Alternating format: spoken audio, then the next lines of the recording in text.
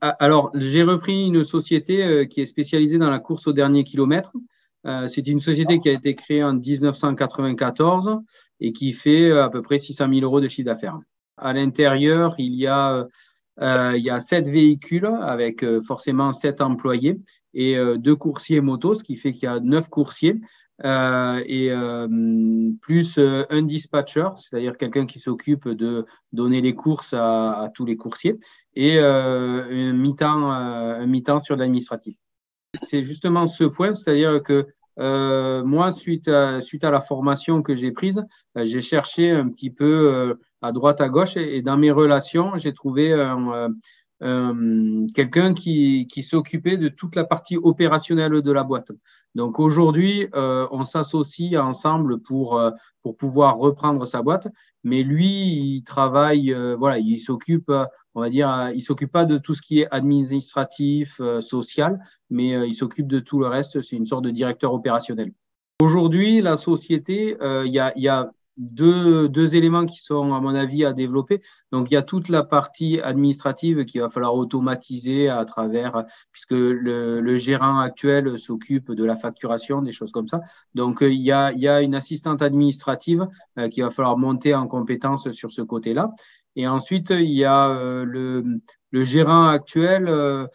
Ça fait 30 ans qu'il travaille et il a fait un très très bon travail sur la boîte, mais il est un petit peu sur tout ce qui est commerce. Il n'y a aucun commercial, il n'y a aucun développement commercial, il n'y a rien du tout de tout ça dans la boîte. Exactement, il y a un boulevard pour développer tout ça. Donc, tout ce qui est opérationnel, je pense que c'est géré et il va falloir mettre en place des gens opérationnels sur les deux autres éléments. Aujourd'hui, on s'est mis d'accord sur 415 000 euros. 415 000 euros et on a sur la LOI, on a indexé ces 415 000 euros sur la somme des capitaux propres de la société. Donc, j'ai vu, il touchait exactement 179 000 euros de salaire chargé par an. Donc, du coup, ça nous laisse beaucoup de marge pour pouvoir ben, en enlever dans un premier temps et après, ben, pourquoi pas se payer, faire des investissements, enfin voilà, faire tout ça. Il y a un organisme qui s'appelle la BPI. Et aujourd'hui, la BPI, alors on est en train de monter les dossiers et je reste un petit peu prudent sur, pour l'instant, on a des accords un petit peu, des discussions et on nous a dit que nos dossiers pouvaient passer si on les montait comme ça, mais ils sont pas signés. Donc aujourd'hui, on a fait une demande à la BPI pour un crédit de 140 000 euros et en leur demandant de se porter caution pour le reste du crédit. La BPI se porte quand même encore une fois caution à 100% pour toi. Exactement. Donc globalement, tu n'as aucune, il y a aucune caution sur toi là, on est d'accord. Zéro caution sur moi.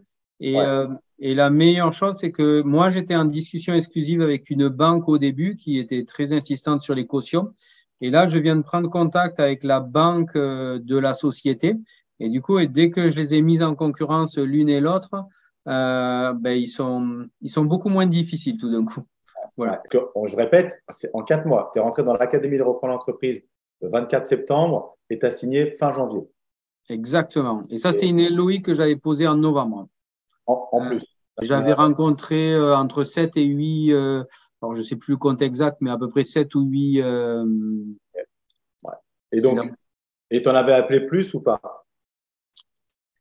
Tu en as appelé en tout Euh, 8. J'avais contacté 7 ou 8, j'en avais rencontré 4 exactement, et voilà, et j'ai posé là. 4, ok. Ouais.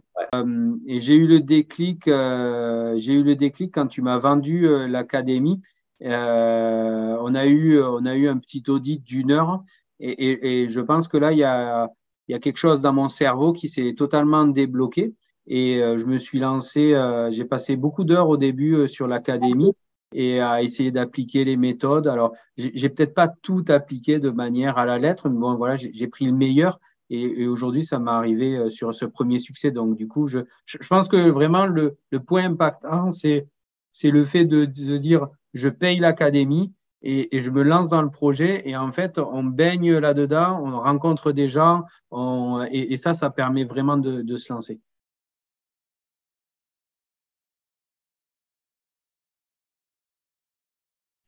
Tu as repris une boîte donc au mois de mai. Et là, je crois que tu es en train de reprendre une seconde boîte. C'est bien ça? Oui, alors aujourd'hui, on est en décembre 2023. Peut-être que les gens sont pas sûrs de regarder. Comme ça fait du coup à peu près 6 mois qu'on a repris. Donc, on a signé la LOI en janvier 2023. On a signé l'achat final. Donc, on a repris la société de manière opérationnelle, il me semble, le 5 ou le 6 mai 2023. Donc, on a passé un petit mois à prendre la société en main, à reprendre un petit peu les choses. C'était une société de transport. Et en gros, elle avait un chiffre d'affaires qui était en forte baisse. Euh, on a réussi à prendre des contacts un petit peu avec tous les clients, avec également tous les concurrents. Et depuis juillet 2023, on était en contact avec un concurrent que l'on a 2 mois plus racheté tard. 2 mois plus tard. 2 mois plus tard, oui, tout à fait. Bon, après, ça faisait partie aussi des choses. Quand on prend les rênes de la société, ses concurrents, ben, soit on s'envoie des mails assassins, soit on se présente et puis on voit comment on peut s'entraider, hein. Donc voilà, donc, j'ai commencé par voir si on pouvait s'entraider entre concurrents avant tout. Sauf que c'était un concurrent qui nous faisait un petit peu de sous-traitance. Donc voilà, c'était une petite société qui faisait 150 000 euros de chiffre d'affaires avec 3 salariés. Et cette société, on l'a rachetée depuis le 1er décembre 2023. Super. Donc, en clair, 6, 7 mois après ta première acquisition, tu refais donc de la croissance externe. Donc là, tu vas développer, tu vas aller plus vite en rachetant finalement le concurrent, où tu vas récupérer bah, une partie de ses actifs, hein, son savoir-faire pour toi aller plus vite. Tout à fait, oui. On a acheté le. Donc, du coup, la première fois, on a racheté la société, on a racheté les parts sociales. Et la deuxième fois, on a racheté juste le fonds de commerce.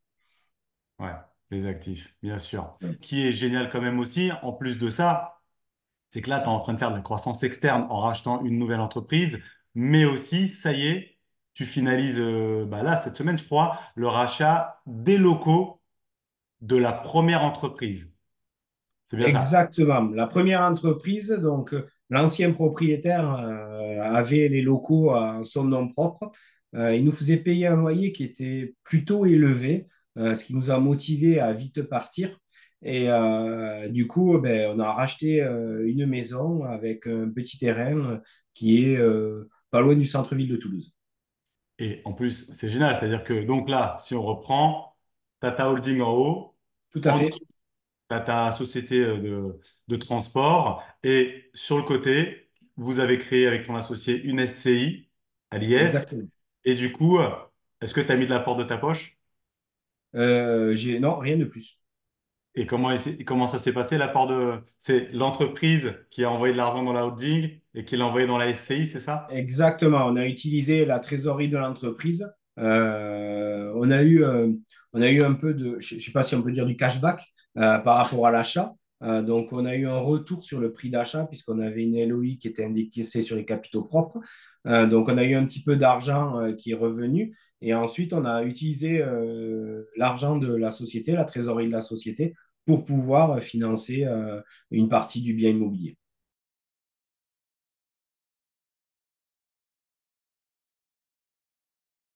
Si tu es là, c'est qu'il y a encore, pas anguille sous roche, mais encore une troisième entreprise qui est dans le pipe. Aujourd'hui, Patrice est en train de constituer son groupe d'entreprises en 18 mois. Donc, il a acheté sa première entreprise. Vous pouvez voir les vidéos qui sont sous cette vidéo. Sa première entreprise, il y a 18 mois de transport. Aujourd'hui, il en est à la troisième boîte de transport pour constituer son groupe. Donc, il est passé de première entreprise à 600 000 euros de chiffre d'affaires. Et là, tout le groupe confondu, il est arrivé à 4 millions d'euros de chiffre d'affaires. Mais je ne vous en dis pas plus. Patrice, maintenant, est-ce que tu peux nous planter un peu le décor? Alors, c'est une boîte qui fait 3,2 millions de chiffre d'affaires. Donc, ça a pris un petit peu de temps parce que tous les due diligence ont pris beaucoup de temps. Combien de salariés dans cette boîte? Il y en a un peu moins de 60. Ouais, ça reste quand même une grosse boîte, tu Ouais. vois. Grosse boîte. Ouais, ouais. Mais en tout cas, step by step, tu vois, la première boîte que tu as reprise, il y a 18 mois, il y avait combien de salariés dans la boîte? Que Alors, à l'époque, je crois bien qu'il y en avait 18. Maintenant, on est 15. D'accord, tu vois, donc ça fait quand même une belle différence. Oui, voilà, elle fait entre 3 millions et 3,2 millions de chiffre d'affaires en fonction des années. C'est une boîte donc toujours qui travaille sur le dernier kilomètre, livraison de dernier kilomètre, et elle a elle a quelque chose d'un petit peu exclusif, c'est qu'elle fait du déporté, c'est-à-dire que c'est les 3 tonnes 5 qui viennent, ils déposent les colis et le dispatch, il se fait dans l'entrepôt. Donc il y a également un entrepôt de 800 mètres carrés qui est en location. Donc ça aussi, c'est intéressant parce que si on veut faire de l'immobilier derrière, ben, il y a tout un moyen de travailler sur l'immobilier. Et ensuite, les chauffeurs partent. Donc, elles travaillent pour UPS, Chronopost, FedEx et un peu pour DHL. Aujourd'hui, c'est une boîte qui valait, que j'ai acheté un petit peu moins de 500 000 euros. Et aujourd'hui, c'est une boîte qui avait des patrons qui étaient plutôt bien payés. Donc, ça, sur le retraitement de l'EBE, ouais, voilà, quand le patron il a un coup, c'est tout le temps sympa parce que du coup, il y a de quoi retraiter. Mais aujourd'hui, c'est une boîte qui faisait autour des 200-250 000 euros de BE retraités. D'accord, super. Et donc, ouais, donc tu as acheté à un bon prix. Hmm. Et en tout cas, c'était cohérent. Et comment ça a été financé? Est-ce qu'il y a besoin de mettre de l'apport? Comment ça s'est passé? Banque, pas banque? Comment ça s'est passé? Alors aujourd'hui, je suis passé essentiellement par la banque. Donc j'ai un gros prêt bancaire qui va être, on va dire, il y a à peu près 80% par le prêt bancaire. Et les 20 derniers pourcents, je les ai financés avec les bénéfices de la première boîte. Donc du coup, j'ai eu zéro d'apport. De ta poche, en tout cas. Donc, c'est De ma sorti poche. de la poche des autres structures qui t'aident finalement à faire des effets de levier pour être. Exactement. C'est les autres structures qui ont financé l'apport. Ouais, c'est ça. Parce qu'aujourd'hui, clairement, tu es en train de faire de la croissance externe, finalement, la croissance par acquisition dans un domaine. Quel est l'objectif final de cette croissance externe? L'objectif, dans l'idéal, ça serait de constituer un groupe spécialisé dans le dernier kilomètre qui ferait autour des 20 millions d'euros de chiffre d'affaires. Voilà. Donc, le course dernier kilomètre, pour ceux qui ont, c'est le transport, hein, le transport au Le dernier kilomètre. transport, exactement. Et donc, tu aimerais monter à peu près à 20 millions d'euros de chiffre d'affaires. Et pour un exit, à combien? T'aimerais? C'est une bonne question, ça. Encore ça fait réfléchi, mais en tout cas, voilà. Non, non, déjà, je vais atteindre les 20 millions et après, on verra bien. Ensuite, voilà, une fois qu'on a un groupe, on va faire des économies d'échelle. On va faire. Il y a plein de bonnes choses qui vont en sortir. Après, l'exit, c'est sortir le plus haut possible. Ouais, c'est clair. Parce que quand même, aujourd'hui, en 18 mois, tu es passé finalement de 15, allez, 18 salariés. Aujourd'hui, au total, vous êtes un peu moins de 100, quoi. Vous êtes Non, on est plutôt 80. 80. 80, donc tu es passé en 18 mois de 15 salariés à 80 salariés, de Mais il y a 6. 18 mois, j'ai acheté ma première société. Voilà, j'avais ma société initiale sur laquelle il y a 6 salariés. Donc on peut même dire il y a 18 mois, il y a 18 mois, j'avais 6 salariés.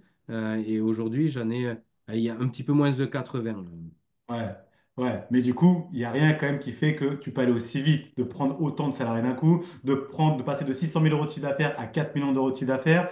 20 millions, vu la vitesse où ça va, peut-être que la prochaine fois qu'on se verra, si tu reprends une boîte qui fait 10 ou 15 millions d'euros de chiffre d'affaires, sait-on jamais.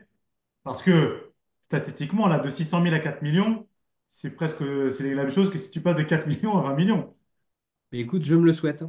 C'est tout le mal qu'on te souhaite, mais c'est vrai que ça permet vraiment d'aller beaucoup, beaucoup plus vite, mais dans cet objectif d'aller vendre ça après très cher.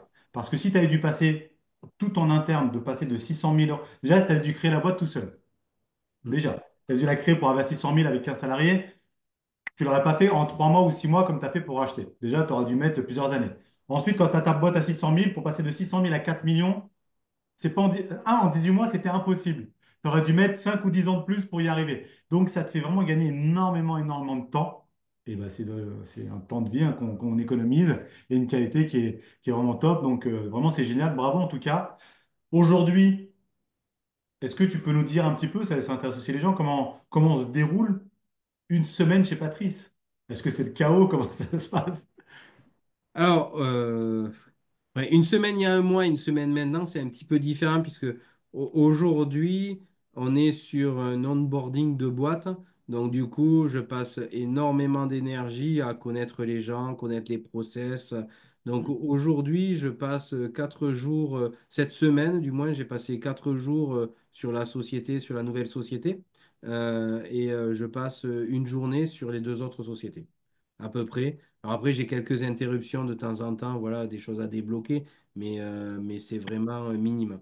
Donc aujourd'hui, oui, voilà, je passe 80% de mon temps sur les deux sociétés. Je suis en train de former un directeur opérationnel sur la société. Donc on apprend à se connaître, on prend des habitudes de travail, etc., etc. Je pense que ça va durer 2, 3 mois et après, j'aurai à nouveau du temps pour acheter de nouvelles sociétés. Ouais, après, en plus, je sais que toi, tu dis que tu auras un nouvel truc, mais tu es déjà en train de quand même regarder autre chose à tes heures perdues. J'en suis sûr et certain. Mais d'ici, une fois que l'onboarding sera terminé, cette dernière boîte-là, parce que les autres, finalement, elles te prennent déjà beaucoup moins de temps, quasiment, parce que ça fait un moment maintenant que tu les as. Mais cette dernière boîte, t'aimerais ou tu estimes que ça te prendra par semaine à peu près combien de temps encore pour la gérer? Une demi-journée, une journée, 3 jours, 4 jours? Alors, voilà, il y a ce qu'on estime et ce qu'on aimerait. Moi, je pense que ça me prendra un jour par semaine. Un jour par semaine avec la plupart des journées déportées. Après, de temps en temps, il faudra passer sur place puisqu'il y aura, voilà, c'est bien quand même de passer sur place, de voir ce qu'il en est, de rencontrer les gens en vrai plutôt qu'en visio. Mais oui, oui, voilà, oui. Moi, j'ai pour objectif. En plus, là, il y a un directeur opérationnel qui est top et qui, à mon avis, sera le prochain racheteur de la boîte. Donc, je suis en train de le former pour qu'il me rachète la boîte dans quelques années. Il a 31 ans, enfin voilà, c'est quelqu'un de très brillant, voilà, j'essaie de le bichonner et on a discuté. Et lui, son objectif, c'est plus ou moins racheter la boîte dans 10, 15 ans. Peut-être Donc, même, peut-être qu'il pourrait peut-être même racheter le groupe. Va-t-on savoir, on ne sait jamais. la